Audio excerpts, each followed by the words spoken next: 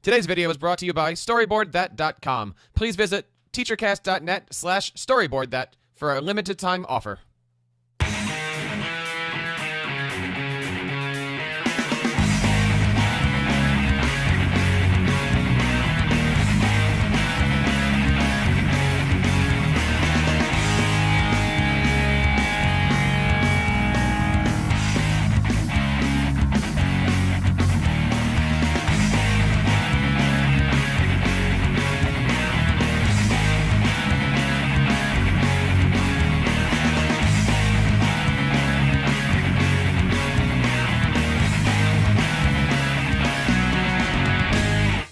Episode 27 is hosted by myself, Teresa. Oh my goodness, hosted by Teresa Stagger, Jessica Johnson, and myself, Dr. Spike Cook.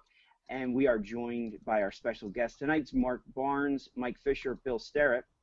PrincipalCast is a weekly roundtable discussion dedicated to current topics in education leadership. For more information, please contact our website at www.principalcast.com. You can follow us on Twitter at PrincipalCast and also follow the hashtag PrincipalCast. Tonight's topic is brought to you by StoryboardThat.com. It's the world's best online storyboard center.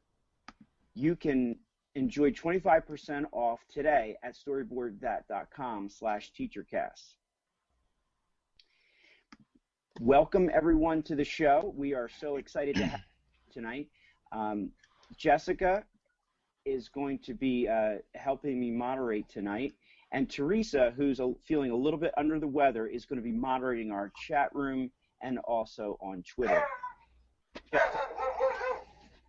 Jessica, how are you? Sorry, that was my dog.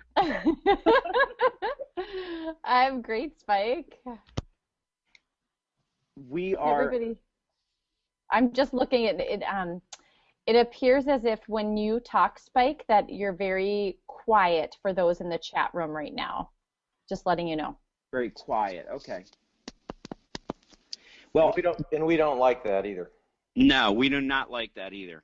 Hopefully, what I'll do is I'll just get a little bit closer. I'm not normally, holding my microphone up like this, but of course, as a great principal, I brought my microphone earlier this week to help a staff member record something, and then what did I do? I forgot it at work. So, gentlemen, we have a weekly segment that we do each week to kind of catch up with each other, and we're going to include you this week. What we try to do is just talk about a little bit about what was going on with ourselves this week, and we'll start out with Jessica, and then we'll just kind of go around and everyone can share. Hey, yeah, so just one thing is that we got word that we got a grant from our Area United Way.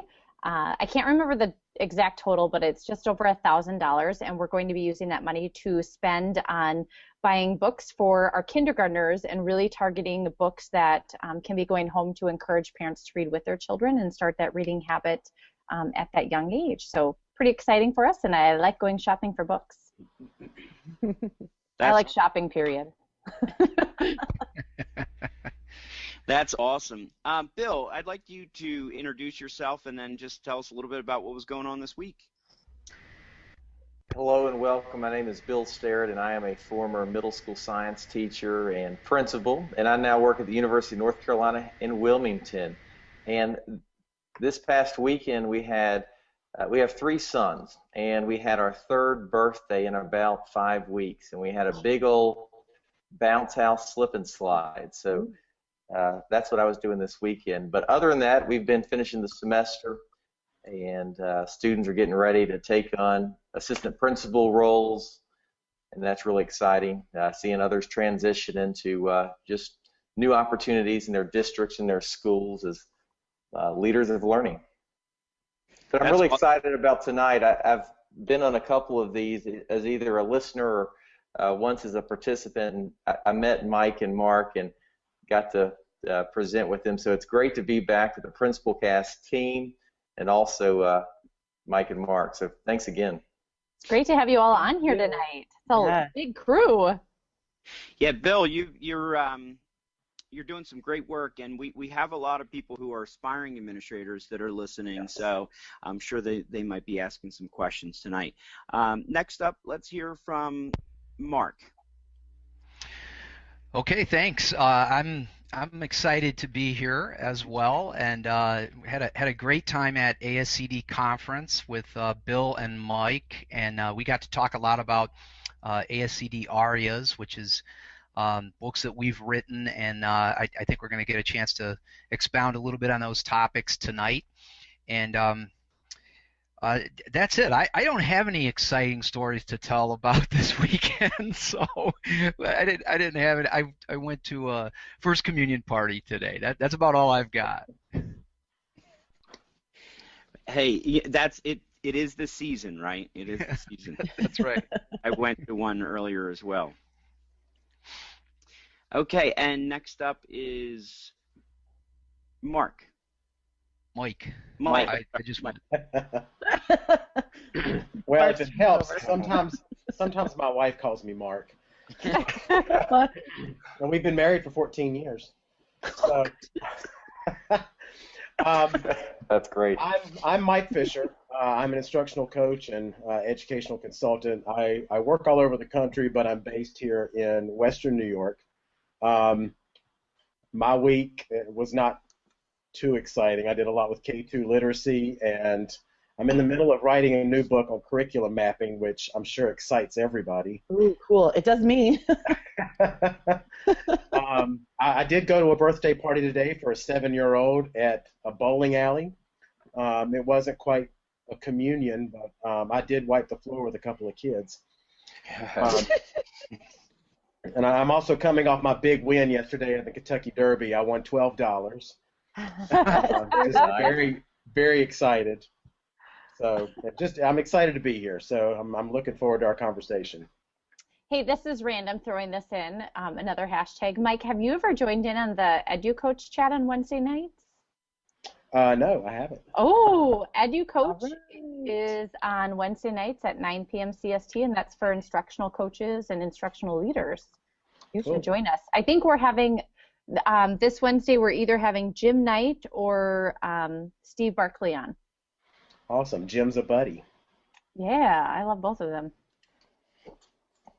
And Teresa, I know that you are a little bit out of mission, but you are still with us. Can you just let everyone know how you're doing and what's going on? Yeah, I'm great. I'm wonderful. I've been having back issues all year, and I went the other day and found out that it's a slipped disc. So I've been in some pain this weekend, and I'm just trying to relax it so I can go to work this week, because I'm chaperoning the 7th and 8th grade trip to Chicago on Wednesday and Thursday this week. So I need to be able to walk and move. But other than that, we had First Communions yesterday, which is really exciting, and it's May. And if any of you aspiring principals don't know what May is like, it's the most frightening thing ever as a principal. I'm just going to throw it out there. I have something every night, every day. It's completely crazy. It's worse than like Christmas for a church musician. I'm exhausted already, and it's only May the 4th. So and for our Star Wars fans, that's right. May the 4th be with you. Sorry, I had to. May the 4th be with you. And may the 4th be with all of our guests that are in the chat room tonight. We look like a very large crowd. So that just shows me, gentlemen, they are ready not to hear us. They're ready to hear you. So first, for those of you who tuned in tonight, we'd like to share a question or strategy with either Mike, Mark, or Bill. They will be giving out several signed copies tonight of their new ASCD Arias books.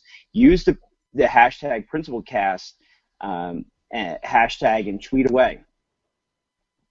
So I guess what we'll do is we'll start out with, so what are teachers struggling with in today's classroom, and how does your book address it?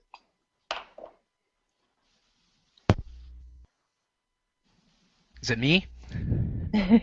I'll go. Okay. I think that, boy, there's so many things that teachers struggle with. It's hard, I think, to narrow it down to one, and you can really pick a myriad of things, but I'll go with what I write about in my book, The 5-Minute Teacher, and that's time. I think that we're so inundated with standards, accountability measures, along with all of the things that teachers already have to do. We have our curriculum guides and our pacing charts and all of the outside things that we have to do, and time is a difficult thing. How do I get it all done? How do I meet all of my learning outcomes, my standards, and prepare my kids for standardized tests and all of those things? So I think that's one of the biggest issues that teachers face in learning how to master time, if that's even possible, is something that we need to deal with. And I think it's one of those issues that, as ASCD likes to say with ARIAs, keeps teachers awake at night. That's very interesting. So, am I to understand that? I mean, I've never read The 5-Minute Teacher, but could you tell us a little bit more about what The 5-Minute Teacher is? Yeah, I could. Sorry, I only read The 4-Minute Teacher. Before that. Well, you can break it down to anything under 5, really.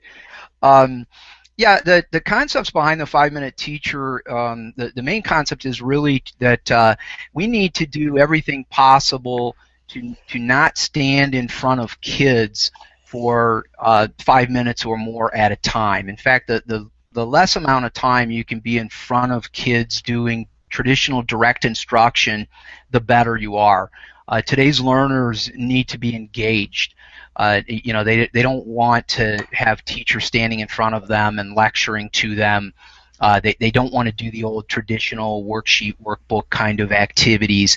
So in the 5-Minute Teacher, I talk a lot about how to use interactive lessons, how to break down your class period, whatever it might be, whether it's 40 minutes, 60 minutes, 90 minutes, how to break that down efficiently so that you can provide interactive instruction, get kids in the center of the learning, and then kind of step off to the side and be more of a coach. Very cool. Jessica, did you have any questions from the chat room that you wanted to share? No. I'll just move on to the next question. I'm sorry, I'm looking at 5 different tabs here. Moving on to the next question, what strategies do teachers and principals have to engage students better? That's for any of you. I'll jump in with that one since you're talking about leadership with that question.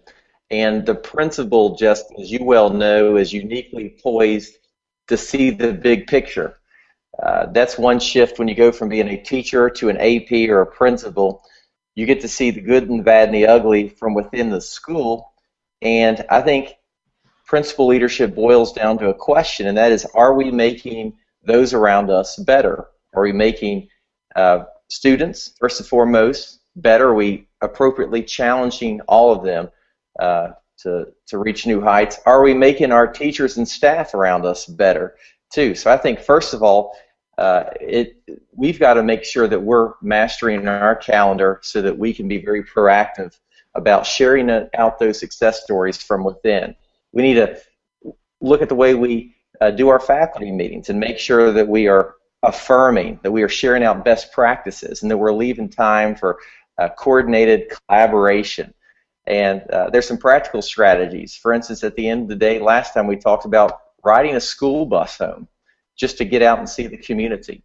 Or canceling a faculty meeting and saying, instead of meeting today, we're going to have 5 positive phone calls home, and really model that and give teachers the time to make those sort of things happen. So strategies like that, where you're actually putting forth a goal, but you're taking something off the plate from teachers, that's key if you're in a leadership position. You can't just keep asking for more and more. Doug Reeves talks about initiative fatigue, saying you've got to pull the weeds before you plant the flowers. And as administrators, we've got to make sure that we're doing that if we're going to call ourselves instructional leaders. You make a lot of really good points there. I try whenever I have a staff meeting that there's not really anything that important for us. I try to cancel it. I'm not meeting for the sake of meeting just because it's on the calendar. Exactly. Can I jump into just add to that? One of the things that's really important, since it's a leadership podcast, I think it's really important that we say that part of the issues here are about having a vision for doing the work that we're suggesting in the books that we've written, but also having or creating that culture of sharing and collaboration, and everybody's expertise is valuable, because once we start finding those overlaps, it's going to help us with time management. It's going to help us do what we need to do to modernize instruction, and I think that's also a through line in all of our books. Cultures of collaboration, how we become more efficient at what we need to do. I really like that idea of the Bill that you had said, as far as canceling of faculty, or basically realigning it and having everyone make phone calls. Right. And Krista Anderson, who's in the chat room, had said phone calls with authentic written feedback. That's something that struck a chord with her. So can you talk a little bit more about that? And Yeah. Absolutely, and you've got to keep a core, as you said, of your faculty meeting, where you should start every faculty meeting affirming something positive. And you can get the ball rolling at the beginning of your school year by having like your mascot, and put the mascot in a polo shirt or something unique. Make it fun, where you recognize a teacher, and then at the next faculty meeting, that mascot, another teacher passes it on and recognizes another teacher, just saying something personal. And maybe as principal, you can kick in a coffee gift card or something fun like that. And then best practices. The second part, it, again, only takes 5 minutes or so, is just to show a quick synopsis of something great that you saw that involves teaching and learning.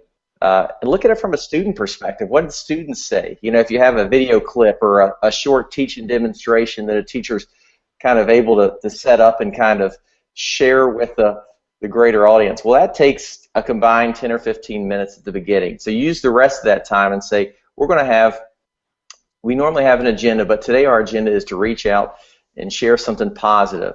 And just like Krista suggested, you build that political positive capital early on, and instantly parents are going to kind of be in the defensive, saying, why is a teacher or a principal calling me?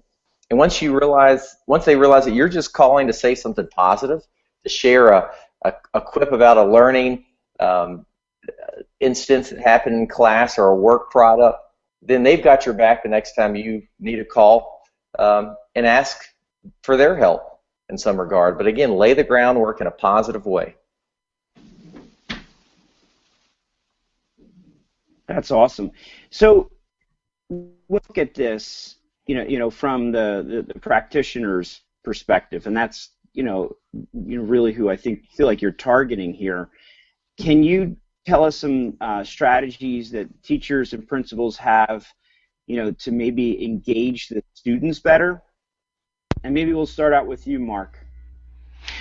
Yeah, one of the things I talk a great deal about in the 5-Minute Teacher is the use of video instruction, and that's I guess becoming very trendy now, but we think of it a lot with flipping the classroom and sending kids home to watch video so that we can do less direct instruction in the classroom and they can see it at home and then come in.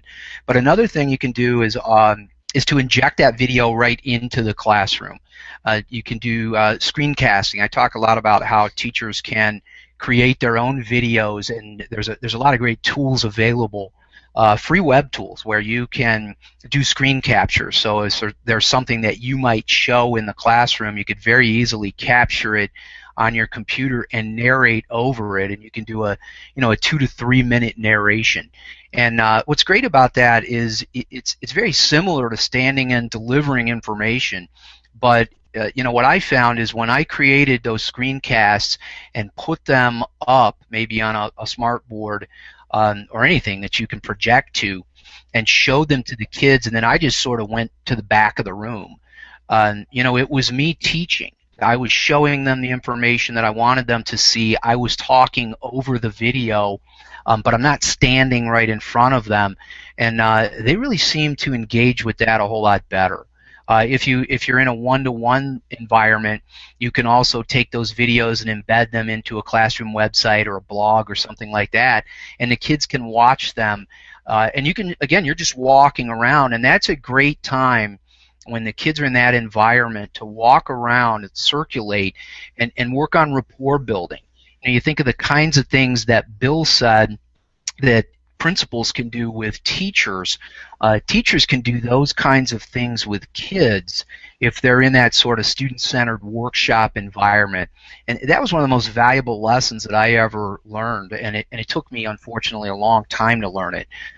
But once I figured out that I was a whole lot better off getting the kids doing things and involved in instruction digitally, if possible, and walking around and looking in on them and chatting with them and helping them and maybe asking them about the day before or what happened over the weekend, it goes a long way to getting kids to want to do things in class. Those are some great ideas you've shared. I've seen some of my classrooms using some of those. Like one of my teachers created an Educreations channel, and I'm not even sure how I haven't figured this out in Educreations, but she creates her own screencast and then has a back channel going for the kids regarding that. I have teachers using Today's Meet that the kids are connecting on, or blogging, Edmodo. There's just so many different ways that they can be engaged, all of them at the same time. It's amazing. Yeah, those are all great tools, and they're really easy to use. That's the thing is, a lot of teachers say maybe some people are watching this, although I would think maybe people watching this are tech savvy, but a lot of people might be watching and saying, Educreations, Today's Meet, Edmodo, things like that. Well, I've never heard of that, and that might be really complicated. But what's great about it is it does get the kids involved, and it is really easy to use. Mm-hmm. And as I see it, I think I probably wouldn't have gotten in trouble as much as a kid. I was the one that always had to talk, and I always got in trouble for talking. If I would have grown up in the one-to-one room, I could have still been doing my talking, but in a meaningful way and not gotten in trouble. ASCD, did you catch that? I mean, if you're live tweeting tonight, I would hope that somebody would catch that. Principal J, Wisconsin Principal of the Year, was a chatterbox when she was in school. I don't know. Thanks a lot, Spike. Thanks. Can you help her out? How could we make somebody like Jessica, a little bit more engaged in the classroom? All right, well, let's go to the chat room, Spike. Some ideas that others have been sharing. Chuck says that we have faculty members nominate one another each month for a Teacher Appreciation Award. They read the nominations at the outset of each faculty meeting, and then they give Starbucks cards to several nominees. Brian Alabeck agrees with Bill. Stephen Covey says, don't prioritize your schedule. Instead, schedule your priorities, which I have to fully agree with as a principal with a busy schedule. John has flipped professional development this year using screencast-o-matic.com. And he says, worth the $15 subscription. I use the free Screencast-o-matic, and I've had no problems with that. There's so much going in here, Teresa. Krista says, makes us all focus more when it's recorded. You can reflect for professional growth too. Hey, Jessica. Yeah? Jessica, can I just interrupt? We're the three of us here. We have some copies of these books that we're talking about. We want to give away, and that you just mentioned that Chuck kind of followed up on this idea with faculty recognizing each other, and that's exactly the sort of affirmation we need to see. So, Chuck, if you send me a direct message or an email, if you're on Twitter, if not, send Jessica your contact information, and I've got a book that I'd like to send you. Thank you for chiming in already. That's Chuck McCormick. That's awesome. All right. His email is drspikecook@email.com. Nice. Oh, Peggy George. I just read about this morning, actually. She said that EduCanon lets you create your own embedded videos using, you could take videos from YouTube, TeacherTube, Vimeo, or student-created screencasts, and then add in your guiding questions and assessments, and then pause through the video. I was just starting to look at that, but I didn't figure out how to set it up. So I'm hoping, as Peggy shares that, I'm hoping it's easy, because I wanted to try that. All right. Mike, could you give us an overview and some few, digital learning strategies, like maybe share an example of how this might look in an elementary or high school classroom? Sure. I really am building on what my colleagues have already said, and actually, Mark has some good examples in his book, and I just want to honor the fact that even though we have different topics, a lot of times we end up talking about some of the same things. One of the big strategies that I discuss in my book is the notion of changing the way that you think about technology in education and looking for a more immersive environment, so that we're not thinking about planning for technology. It's just that technology is the new pencil. It's the way we do business now. It's an always available 24/7 thing, and that's the world we live in. That's the world the kids live in.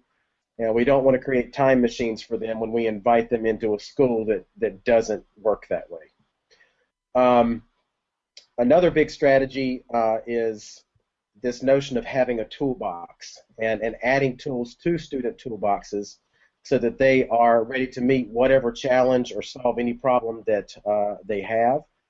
And some of the things look the same at multiple grade levels. Krista Anderson had mentioned digital portfolios earlier. You could use digital portfolios with services like Live Binders or Edmodo or blogging services, K-12. There are things that you can do with digital tools, like changing the way that we have students write, and tools like Storybird, so that they have visuals and they're attaching their writing and their acquisition of vocabulary and language development within this digital tool, and they're actually learning peripheral skills that they would not have learned with traditional print. Mike, I'm going to stay on this theme of giving away books. You mentioned Krista Anderson. Let's write her down to get your book. Okay, well, she actually has my book already. Krista, I'll send you my book then. We need to keep giving these books away. Her email address is Principal Johnson. No. Kidding. All right, right. sorry. I'm a copycat. So I think the biggest thing that I want to make sure that I'm getting across is whatever it is that we're doing, it's not the tool. It's the task that matters. And one of the quotes that I often use in professional development is when you go to a Home Depot or a store that sells tools, if you're going to buy a drill, you don't go because you want a drill. You go because you want a hole. So let that sink in a little. That's what we need to be doing in instruction. Could you say that again, Mike? Sure. If we go to the hardware store to buy a drill, we're not going because we want a drill. It's because we want a hole. The drill is the tool that helps us get to our objective. That's really very cool. That's it. PrincipalCast out. That was perfect. Blown away. There it is. I've never heard that, and I'm telling you, I love quotes, and I love those things, and that one's in the book. Wow. It's not an original quote of mine. It's from a guy named Perry Marshall. Okay. Well, we should give credit where credit is due. I mean, I was in a workshop the other day where somebody said, well, one of the beauties about social media is that you can just find anything out there, slap your name on it, and I was very troubled by that. Yeah, attribution is something that I talk about a couple of times in the book, because we have to do this with the kids the right way. Well, I think that's part of what the the Common Core and 21st century, in this digital age, the things that even you're talking about, the suggestions that you're giving to the teachers and the coaches and the principals out there, yes, access to information has become a lot easier, but I think what we need to do is continue to, make sure that, we're being respectful digital citizens. Amen. All right, Mike and Mark, you both touch on assessments in your books. How can we do a better job with this? Mark, you want to go first? Sure. You might not have wanted me to do that, though, Mike, because it could be hard for me to stop talking. Actually, just as I'll give you a little self-promo. I'm actually working on a new book that is all about assessment, and it talks a great deal about feedback and using narrative feedback over traditional grading. And one of the things I've talked about in all the books I've written, and I'll certainly focus on in this new one, is using digital tools as for feedback for kids. A lot of what we're talking about tonight is getting kids to use different web tools, and certainly we're in the mobile world now. And what we need to do, I think, is to provide feedback on activities virtually and immediately. The web tools provide that immediacy, which is powerful. So what I think we can do is get away from traditional number and letter grades, and we can use a lot of this great technology to tell kids what they have done, and to look at any kind of guidelines we had that on an activity that would also demonstrate mastery learning, and to say, here's what you did, here's how you did it. And then one of the big keys is if you missed something, to have an opportunity to go back to prior learning. And I think that's one of the most important things that we tend to miss in education, is the idea of giving kids the opportunity to return to prior learning, whether that be sitting down with a teacher or going to a student who has a concept mastered, or looking at one of those videos we've discussed again, to kind of slow down the instruction and say, now that you have the concept, can you come back, revisit the activity, do something else to it, and resubmit it? And going back to what Spike asked me in the beginning, about the 5-minute teacher and talking about time, I think one of the fears that educators have is the idea that if I use this sort of a narrative feedback system, it gets in the way of other things that I have to do. But I think that it's the most important thing, far more than racing to some kind of pacing chart or curriculum that says I have to get this, this, and this done. Because if our students don't learn the concepts and skills that we're teaching, they're going to struggle on down the road. So we really need to look at assessment completely differently from how we have. Well, and if I can build on that, there's everything you said I agree with, and if someone wants a really good example of what preaching to the choir looks like, I think you just did it. So I also am not totally in agreement with the way that we do grading. I think that we can do a better job. And in terms of curriculum, because I work with curriculum a lot and I work with a lot of different schools, I see a lot of to-do lists, and they represent more about what kids have to do in order to move on rather than what they have to learn in order to move on. And that's something that's really got to be a big shift for us in our modern educational environments. Beyond that, I want to see people engaging in replacement behaviors. If they think about just one moment at a time, one assessment at a time, one instructional method at a time, replace that with something else, something that represents deeper learning, something that represents student-centered work, where students have choices about what they're going to do and how they're going to be assessed, whether they're co-creating rubrics or deciding on things for a digital portfolio.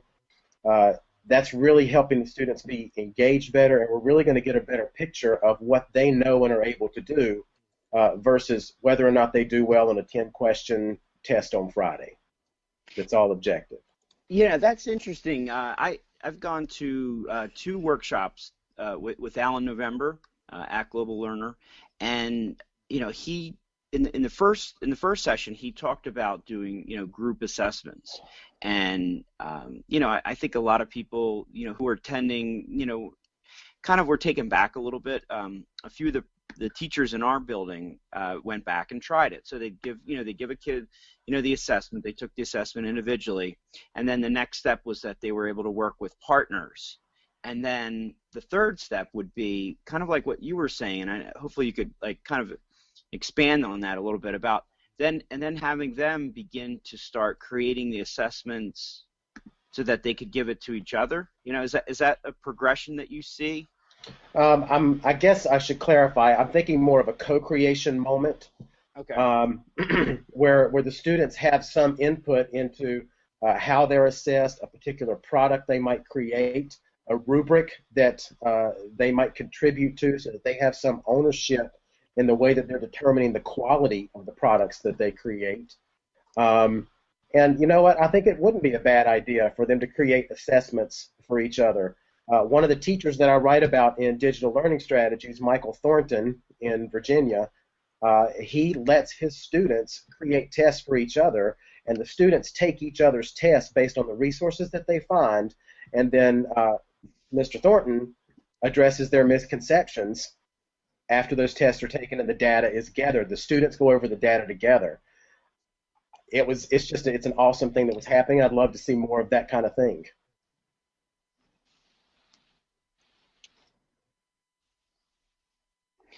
Bill, we just got a tweet from Mark Anthony Johnson. He says, I hope you mentioned something about showing kid president videos because they liven up any staff meeting. Absolutely, and that's the thing. Any faculty meeting, if it's just about managerial items or a list of bullets, that sort of thing should be quickly relegated to your daily email. Every principal needs to send out a daily email for that sort of thing that also has some positive items, but managerial items via email. Mark's right. We need to have faculty meetings that are bolstered around teaching and learning, and what better way than to focus in on what students are doing. So, Mark, when I go in and do a walkthrough observation, a 4 or 5 minute walkthrough observation, I'm not looking for a written objective that's written up on the board. I'm going to ask the student, tell me a little bit about what you're learning. That's so much more powerful than any standard-based statement that's written by an adult. And while those do guide our learning, it's so much more authentic hearing from a student what he or she is learning about, engaged about, and sharing out those moments, sharing out engagement strategies. That is what we need to be focused on. We're so busy in schools, and we're working around hundreds or even 1,000 or more people, and yet we're often isolated. We're professionally set aside in a silo, and we've got to make sure as teachers, as teacher leaders, as school leaders, to find ways to interconnect, to share out the strategies of what's working. Instead of just looking at the data of what's gone wrong, let's look at strategies that are working and share those out in faculty meetings.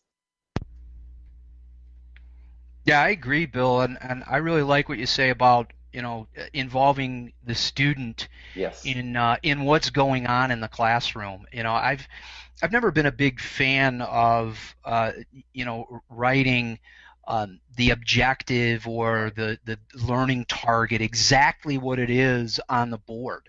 And I actually had a debate with a former principal about this.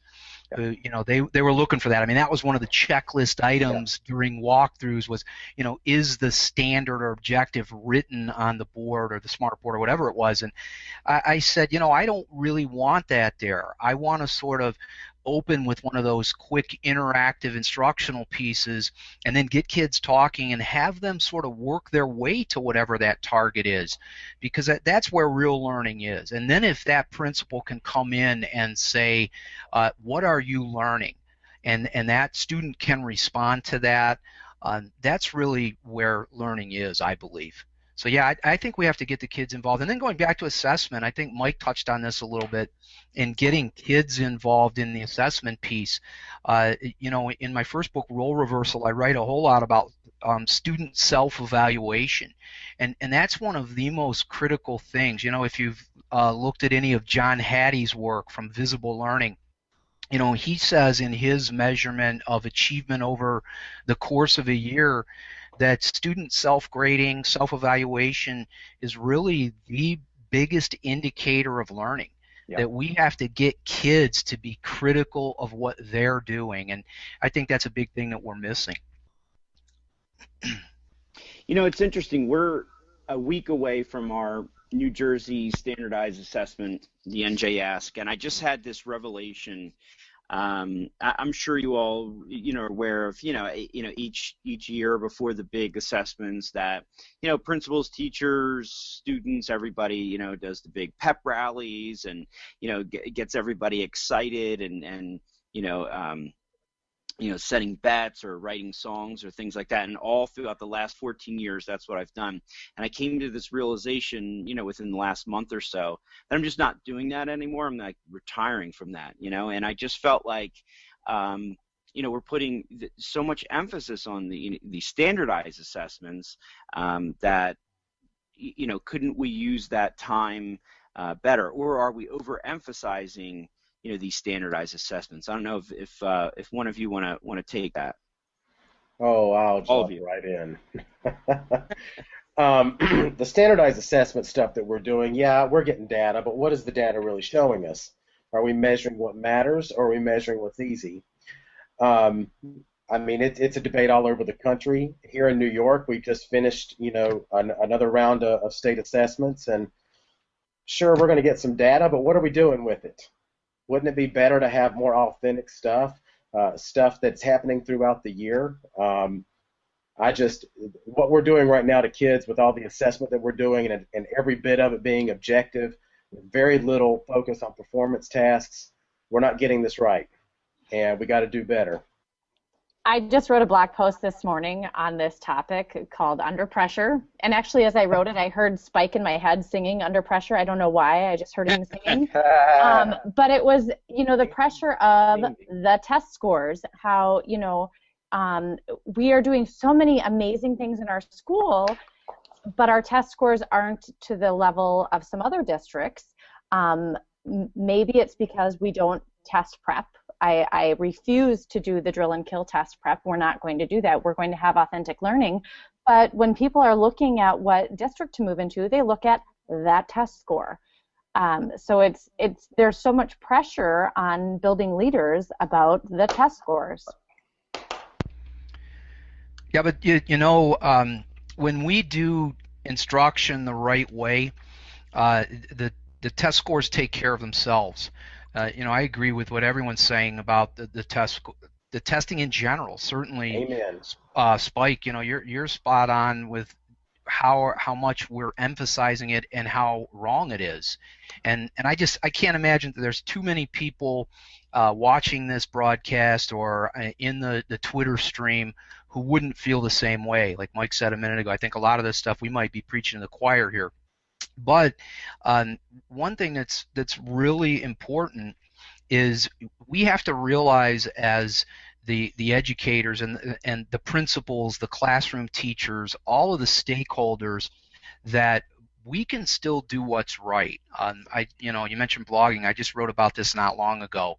That to sit back and to say, well, my district says that, our scores have to be X, and I have to do everything possible to make sure my kids' scores are up.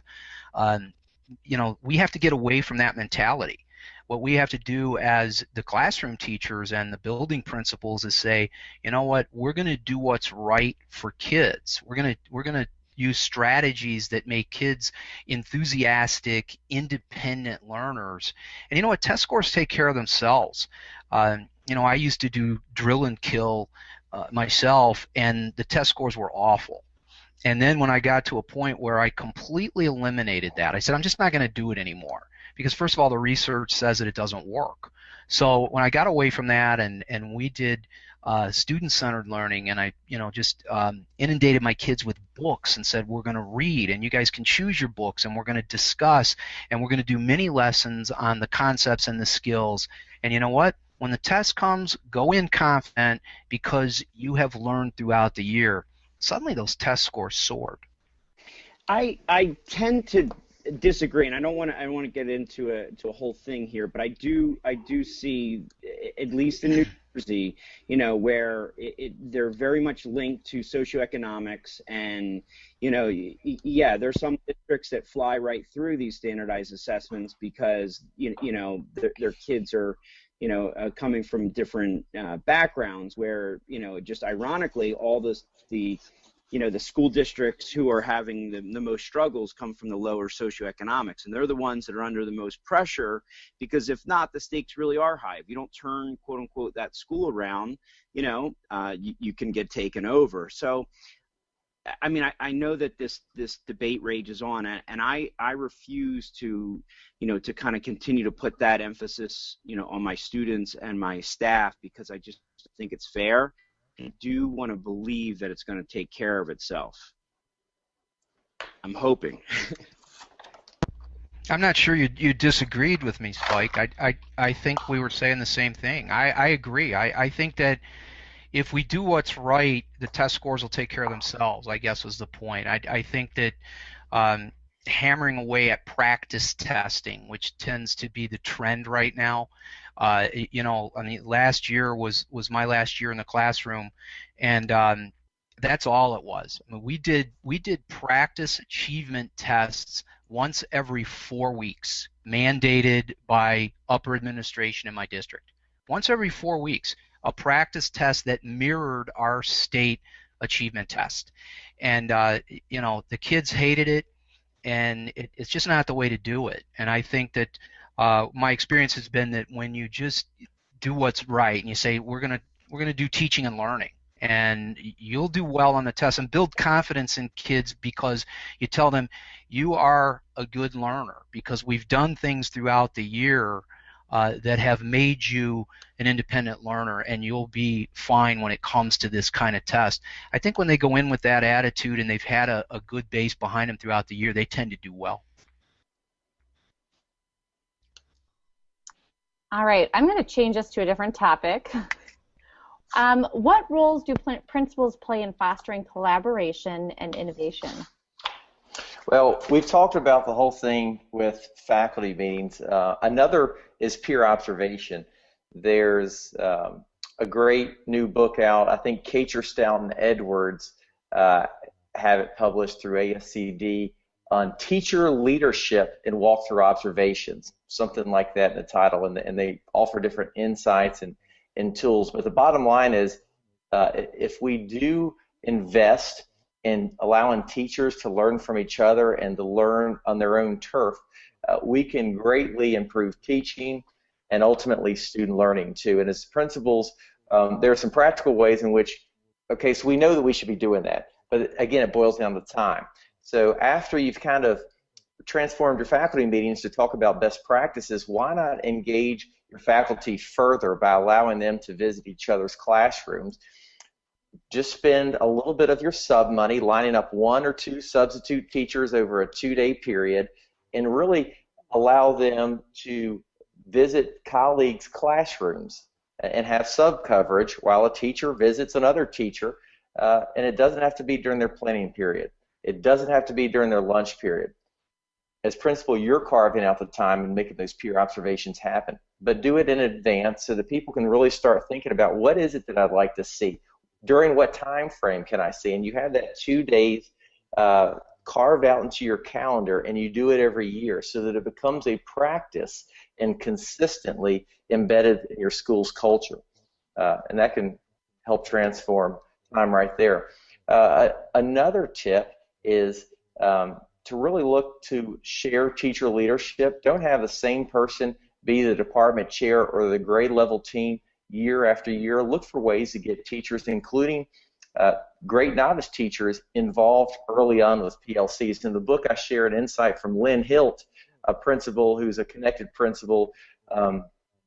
She's now, I believe, in a district role, but she's up in Pennsylvania, and she said, well, I'd have all these PLC meetings going on. Why not use like an online template, such as a Google Docs or another format, to really get to take pulse of what teachers and teams are doing and interact with them and give them feedback. So that's another tip. Don't just throw a bunch of forms out there. if you're going to ask for teachers to take time to write something down and send to you, read it. Give feedback. Encourage two-way dialogue. After a walkthrough observation, don't just give them some edict of a bunch of check boxes. Give them a reflective question and be ready when they respond. Encourage that dialogue.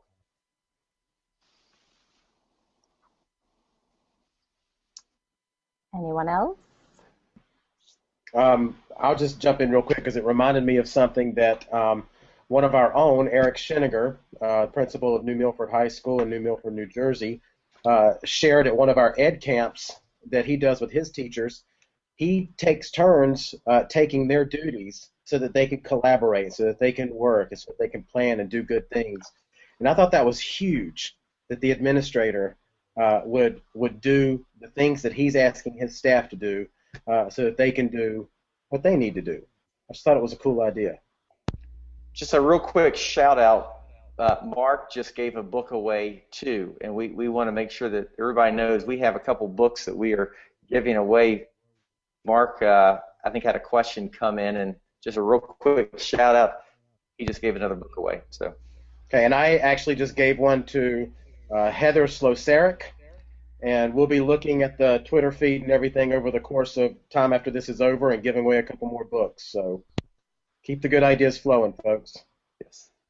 They really are, and we have a very active, Twitter tonight, and so if you're listening to this and it's not live, please make sure to check out #PrincipalCast, and also in our chat room, our friends in there are really excited about the things that you're talking about tonight, and we just want to really thank them. We're going to probably take another question or two, and then there's something that we like to play with a little game that we like to play with our guests called word association. So now different people from different states play this differently. So we're going to make sure we go over the rules. We make up our own rules in Wisconsin. Don't let Jessica give the rules. Bad news, bad news. This will take all night. How about we do this? If you were to sum up, for our listeners,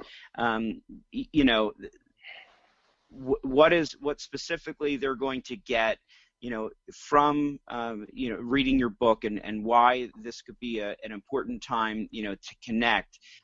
If you could just do that, that would be really awesome. Remind them the title and and where they can get it from. We'll start with you, Mark. Okay, thanks again. The book is called The 5-Minute Teacher, and you can get it at ascd.org. In fact, there's an ARIAs page at ascd.org where you could find all of our books. So that's probably the easiest way. So I would imagine I'm given the same information that maybe Bill and Mike would give, unless you guys know another place. But ascd.org, you can go to the ARIAs section and find all of the ARIAs, which are the short format books. And I think one of the things that's great, if you don't realize it, if you have never seen one of these, if you have no idea what ARIAs are, the idea behind ARIAs is that they answer a question. As again, ASCD likes to say, what keeps teachers or educators up at night? What's a question you might have that you say, I'm not sure about this? So, like for the 5-minute teacher, it's how do I maximize time for learning? So they're quick reads. I mean, you can read them in a night. They're about 50 pages long. They're available in hardback end or softback end ebook. So you could download it right away and read it in a night and hopefully apply strategies the next day. For me, with a 5-minute teacher, I wanted teachers to be able to read the book and go in the next day and have something that they could do that would change the way that they do instruction, whether it's to create one of those screencasts, some interactive video, to use a web tool like some of the ones we've talked about here to get kids engaged, a back channel like Twitter or Today's Meet. So there's a lot of that in there, how to break down your lessons so that, it can be a little bit from you and more from the kids, a little bit more from you and more from the kids. And I've got some specific formulas for that. So that's the 5-minute teacher. Thank you. Mike? I like that. An opportunity for next day actions. That's what our books are about. Mine is digital learning strategies. Hold that up there. There we go. And actually, let me show you how thin it is. Like, you can read this in one sitting. They're very short books. They're meant to be actionable. Mine is all about thinking immersively, thinking about what that might look like when we start moving our mindset to that way. And there's also some tools in there for determining when it's appropriate to engage new instructional strategies with digital tools, as well as some tips on assessing with digital tools. It's quick and short and to the point, and hopefully will be helpful to you in your professional practice. That's awesome. And Bill? Short on time. How do I make time to lead and learn as a principal? And we just tweeted out the ARIA website with Mike and Mark's information and mine as well. We talk about managing the calendar, building collaboration, overhauling faculty meetings. Another thing I touch on in the book is how to find time to get outside and learn.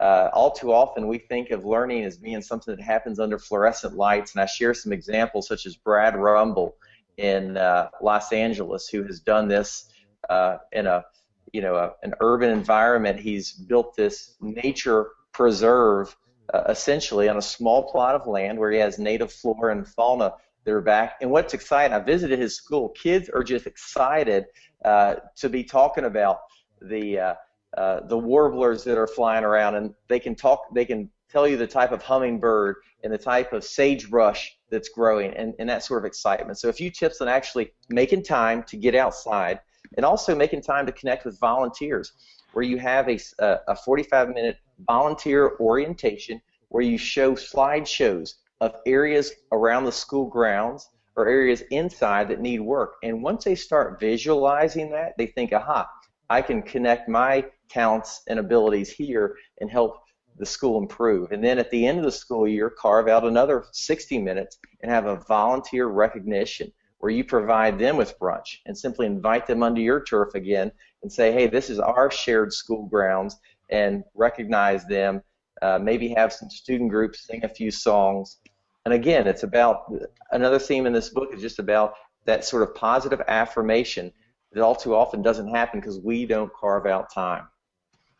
And if you want to hear more from Bill on Short on Time, which every principal is short on time, we had Bill back on podcast 13. So if you haven't heard us up through to this point, go back to podcast 13 and you can hear more about that.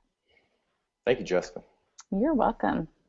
All right, Spike, you can give the rules for our next segment. Well, gentlemen, I have to say that we started this a few episodes ago, and I just think that there are some of my co-hosts, they don't understand what the rules are. So he's saying me. Wait. Did Bill play word association the last time he was on? I don't believe he did. I think we started with Eric. I think we did start it with Eric, yes, because some of his answers were actually, they weren't even correct either because they were either grunts or groans. and we had a Wisconsin superintendent on, and he went to show that Wisconsinites correct. Paragraphs and Joe long sentences. It's sort of like what you guys say in your books about making sure you understand the learner. With Jessica, I took a lot for granted. I just thought we were playing word association. I'll sing to you, or Jess or Teresa will say something to you, and all you have to do is respond with one word. So we're going to give this a try. All right. Whoever wants to respond first. Common Core standards. I might call names. No. All right, Mark, Common Core standards, one word. Very good, Jess. Useless. Mike? Can I use a hashtag called disagree with Mark? Oh. If it's a hashtag, it's all together, apparently. Yeah, that's a nice way to change. Well played. Ooh, I like it. A loophole. You can come to Wisconsin. Bill. They're an opportunity. No. Oh. Bill. He didn't hashtag it. That is a Wisconsin response. All right. The second one, seat time. And we'll go reverse order. Bill.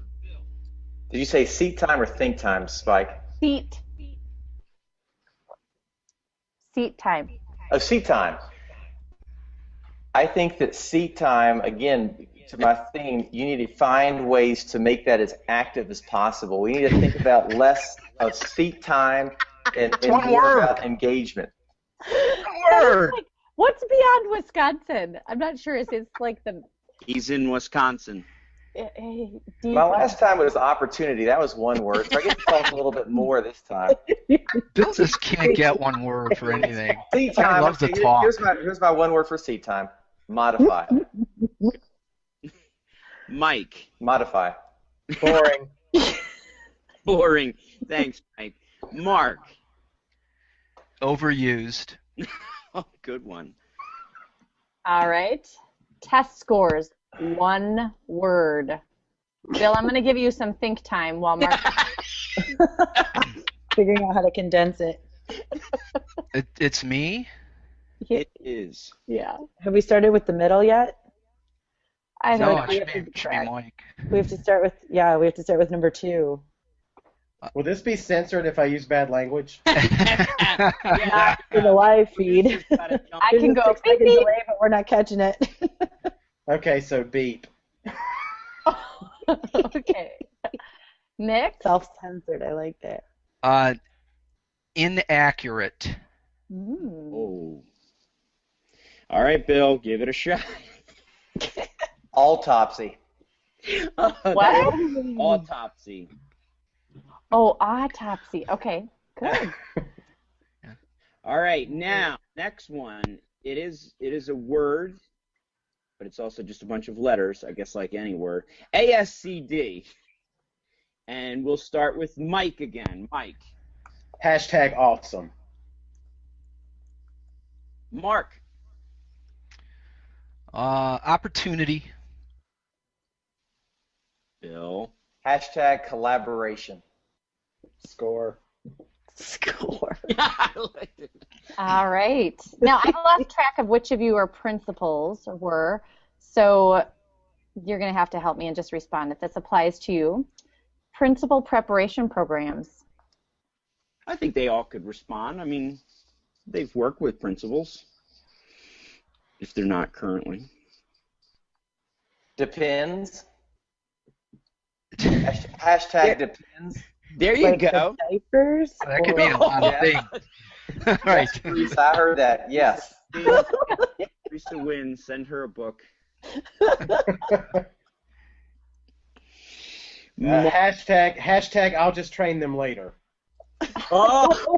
I love this loophole. See, y'all didn't get onto him. Strong hashtag. Mark. I'm counting those words, Mike. Principal preparation programs. I don't know. I'm not a principal and have never gone through it. Anything I say is going to be wrong. Hashtag anything I say will be wrong. That's actually probably a pretty safe answer. All right, here's a good one, a fun one, an easy one. Twitter. And we'll start with you, Bill. Hashtag quick. Mark. Awesome.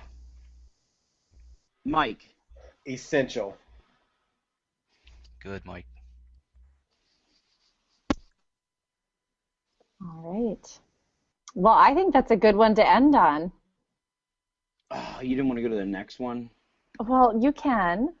All right, one more. Standardized assessments. You really wanted to end on that? And we'll start with you, Mark. Awful. Mike. Stop. Bill. Hashtag reality. Oh. Hopefully not for much longer. Wow. There we go. Brian Costello on the Twitter on the hashtag wants to know if we're scoring the word association. Is this like a standardized test? We have a rubric, Yeah. and I've Highly been scoring all of you, and I'm going to go run it through the machine. And you're going to have to wait 5 months to get your results. All right. We want to I thank our. just want to say hello to somebody too, and that's Stephen Weber, who is logged in, and he gets a book giveaway too. I gave him one in advance. I got to visit his school. Great outdoor learning, and he's on curriculum blog. So hello, Stephen. I saw him there in the feed as well. He's the man. Can I also give a shout out to Peggy George? She's been sharing a lot of good stuff. I want to send her a copy of Digital Learning Strategies. If she'll send me or DM me her address and stuff. And we've also got a new administrator in our chat tonight. John Mikulski begins his administrative journey tomorrow. So a big shout out and congratulations to him. Wow, tomorrow. Wow. Jump right in and start. Jeez. I have no friends, so I won't shout out. Oh. Oh, well, I want to thank all of you for coming on and joining us. This has been fun. I was nervous to have this many people in here, but it's been great. Yeah, this is awesome. I want to make sure that Great. everybody who's been listening knows how to find all of you. Let me see. Your Twitter handles are Mark Barnes 19. Mike is Fisher 1000. And Bill Sterrett, yours is easy. That's just your name, Bill Sterrett, Sterrett. All one word. All one word. Hashtag. He likes the hashtags. Well, thanks again for coming on. If you were listening to PrincipalCast next week, we will be chatting on May 11th on winding down the end of the school year. Although I feel like it's winding up, spiraling. Yeah. I don't know where we're winding, but down the end of the school year. Down it is. New Jersey, we're going until like late August this year because of all the snow. I hope that's an exaggeration. Well, with that said, we want to thank our sponsor, Storyboard That again. Remember, to all our loyal TeacherCast followers, you can earn 25% off any package purchase today at storyboardthat.com/teachercast. We want to really thank our producer, Jeff Bradbury, also known as TeacherCast. He is at TeacherCast on Twitter, teachercast.net for blogs and resources, and teachercast.tv for podcasts.